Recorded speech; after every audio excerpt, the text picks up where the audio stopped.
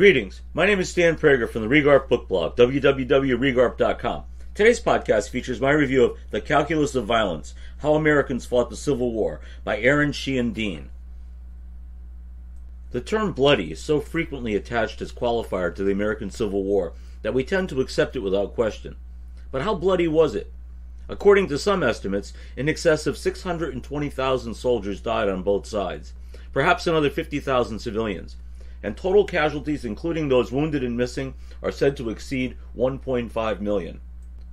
We have been told that the trenches around Petersburg and Sherman's Hard War anticipated World War I, but Civil War casualties are dwarfed by that carnage that claims some 20 million lives, almost evenly split between military and civilian, not including another 21 million wounded, just a half-century later. China's Taiping Rebellion, 1850-64, left 20 million dead as well. That is not to minimize the suffering and death that characterized what was indeed America's bloodiest war, but rather to put it in its appropriate context, which then begs asking, why was it yet not bloodier still? Acclaimed historian Sheehan-Dean ponders just that in his magnificent, groundbreaking work, The Calculus of Violence, How Americans Fought the Civil War, an engaging and extremely well-written analysis of a long-overlooked topic hiding in plain sight. More than 60,000 books have been written about the American Civil War, and each time I crack the cover of another, I can't help but wonder if there yet exists anything new to say about it. In this case, Sheehan-Dean one-ups hopes for fresh perspective with something akin to epiphany. The very definition of war implies violence, of course, and historians have a fairly good sense of how much violence was contained in the totality of those 4 years of armed conflict. But what was it that set those decidedly finite parameters? Were there certain guardrails in place? And if so, why? Confronted with something so conspicuous, yet so generally ignored in the literature, can be startling, and highly rewarding. In the ancient world, survival of the conquered on and off the battlefield was subject to whims of kings or commanders, and the outcome was typically grim. The Assyrians were known to be especially sanguinary, the Greeks less so, but despite his disapproving tone, we know from Thucydides' account of the siege of Melos, which ended with the Athenians putting all the men to the sword, that massacre was far more often the rule than the exception. In the contemporary world, there are a whole host of international agreements specifically structured to protect non-combatants, but look only to the streets of Ukraine or across the landscape of the Middle East to observe how meaningless these turn out to be for those casually and euphemistically dismissed as collateral damage. The rest of Europe was appalled when German Zeppelins bombed London in 1915, but whatever may be solemnly sworn to on parchment, such tactics are today nothing less than standard operating procedure. Yet, sandwiched between these ancient and modern extremes was an era in the West when rules of engagement among warring nations were less fuzzy and more generally respected. This was the milieu that hosted the American Civil War. Throughout history, while levels of violence in war have often been arbitrary, restraint in warfare was governed by law and custom. At the outbreak of the Civil War, what we understand today as international law was non-existent. The behavior of belligerents was instead governed by unwritten codes that evolved over centuries of European conflicts that looked to rules of engagement on the battlefield, secured the lives of prisoners of war, and made clear distinctions between soldiers and non-combatants. Those operating on behalf of the enemy out of uniform were treated as spies or saboteurs and subject to execution. Civilians were not to be targeted. This is not to say that abuses never occurred, nor that hapless inhabitants caught up in the path of invading armies did not suffer, but these customs of war were commonly observed by those engaged in hostilities.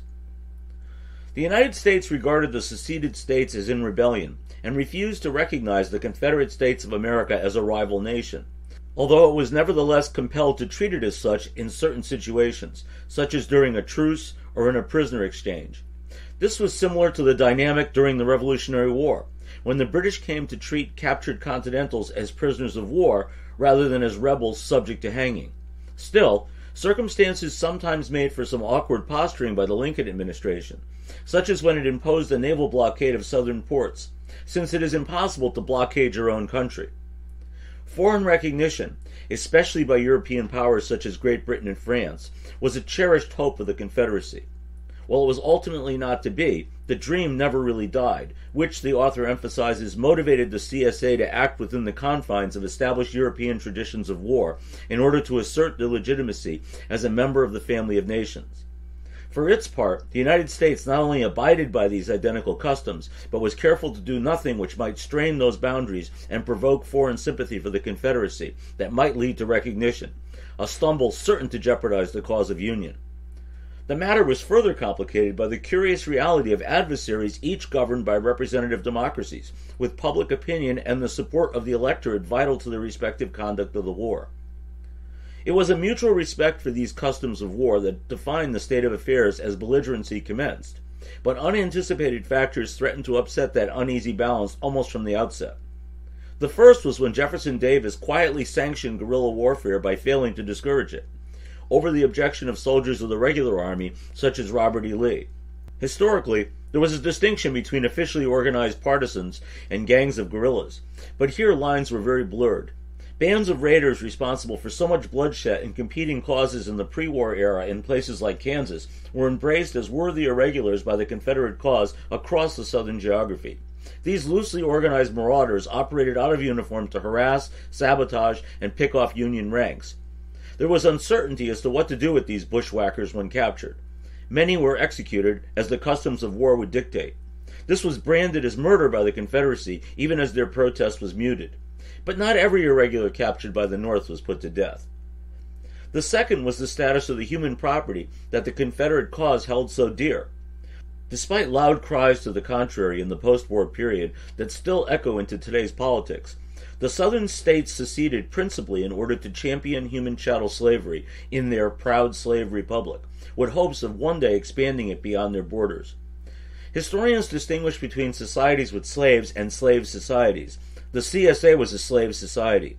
The labor of enslaved African Americans was a critical piece of the Southern war effort that freed up a larger percentage of white Southerners to fight.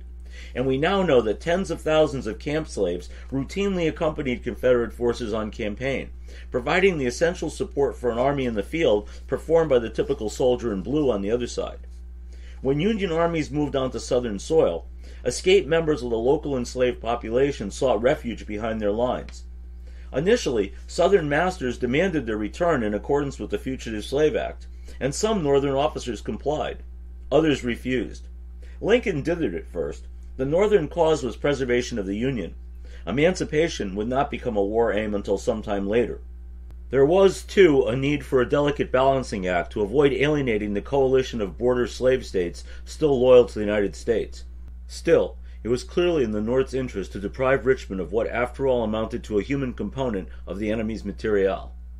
With that in mind, the decision was made not to return contrabands, which enraged the South by an act they deemed dishonorable.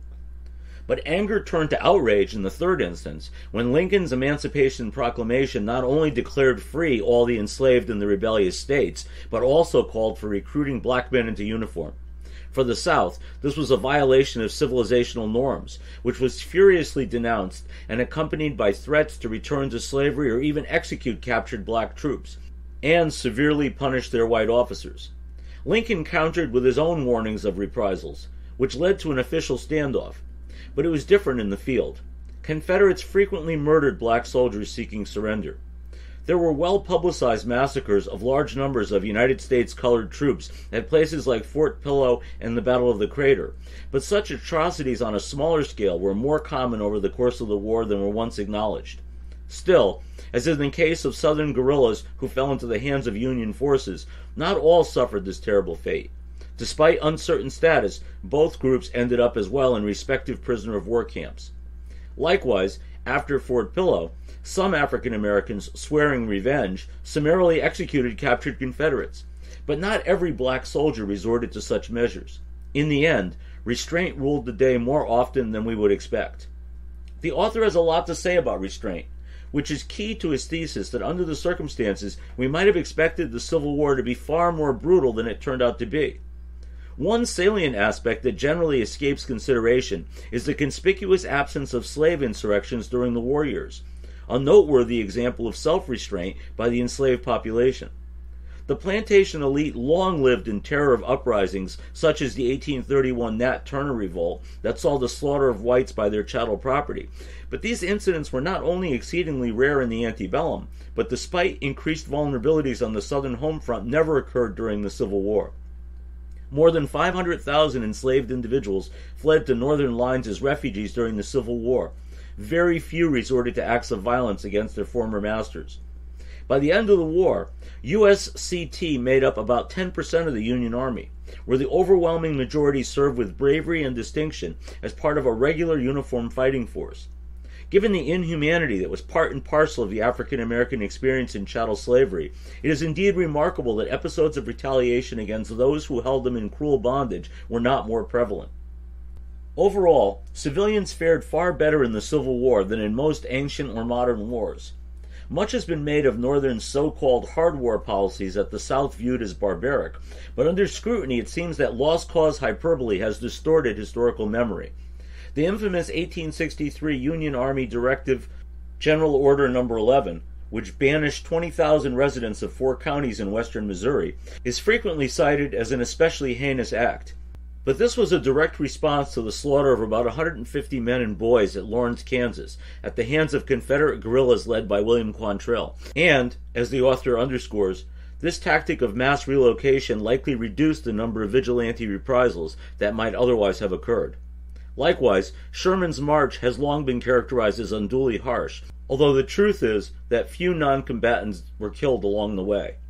On the other hand, Sheehan-Dean is clear that there is no doubt that even when not targeted by bullets, civilians suffered through lack of access to food, shelter, and medical care when caught in the path of armies, and the majority of this took place on southern soil. As for the behavior of the regular armies on both sides, the author notes that the customs of war were generally respected, and neither combatants nor civilians were subjected to the kind of unrestrained brutality that might have been visited upon Native Americans with little hesitation. This brings to mind British horror when Germans introduced machine guns to World War I battlefields, although the Brits themselves had slaughtered some 1,500 African Debele warriors in 1893 with similar firepower. There were supposed to be rules for how civilized white men waged war. These rules did not apply to those deemed the other. Of course, that is likely how some Confederates reconciled the murder of black troops seeking surrender. But it is also, as the author reminds us, how Union officers justified executing captured guerrillas, another group of outsiders. Despite this, episodes of restraint on both sides were far more common than we might expect. As Sheehan-Dean eloquently argues, the wartime calculus created by the Civil War's participants sanctioned episodes of grim destruction and instances where the inertia of violence weakened.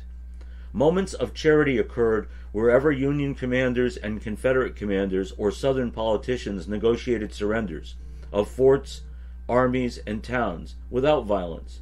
They happened when soldiers surrendered on battlefields and became prisoners of war. They even happened when officers used threats of retaliation to demand an end to unjust practices. In most cases, a retaliatory order de-escalated the situation. The most pivotal moment of de-escalation was the decision by enslaved people to pursue freedom rather than revenge. At the outset of the Civil War, the closest thing to a manual of conduct for war was a wordy treatise based upon European history and tradition by Henry Halleck, who later became Lincoln's general-in-chief. But, as chronicled in some detail in the Calculus of Violence, formal rules of warfare were officially established on the Union side through the Herculean efforts of German-born Francis Lieber, who based what came to be known as the Lieber Code upon a just war theory. This first modern codification of the laws of war has had a lasting legacy, deeply influencing the later Hague Conventions and Geneva Conventions that established the existing tenets of international law and determined what acts of war can be considered tantamount to a war crime. Of course, there's no shortage of irony to the awful truth that civilian populations often fared far better in Lieber's day than they have in the days since. Structured, codified, hallowed international law has done little to mitigate the harsh reality found in the mass murder of populations who happen to get in the way of belligerents. No review, no matter how detailed, could possibly do justice to the breadth and depth of ideas explored in this book, but it is a testament to the author's brilliance as a thinker and talents as a writer that a tome so weighty with concepts of political philosophy and legal theory never once turns to slog. In truth, I could not put it down. Moreover, it is an important work of Civil War history that manages to cut its own indelible groove in the historiography. And finally, by highlighting how restraint was pivotal to checking the potential for even greater bloodletting, Sheehan-Dean has managed to achieve something perhaps once deemed impossible, by casting a glow of unexpected optimism around the tragedy that was the American Civil War. It is no wonder that The Calculus of Violence has been selected as the book of the Civil War Institute Summer Conference 2024. I not only highly recommend this superb work, but I would urge it as an essential read for any student of Civil War history. Thank you for joining me for today's podcast. I encourage you to share it in your network.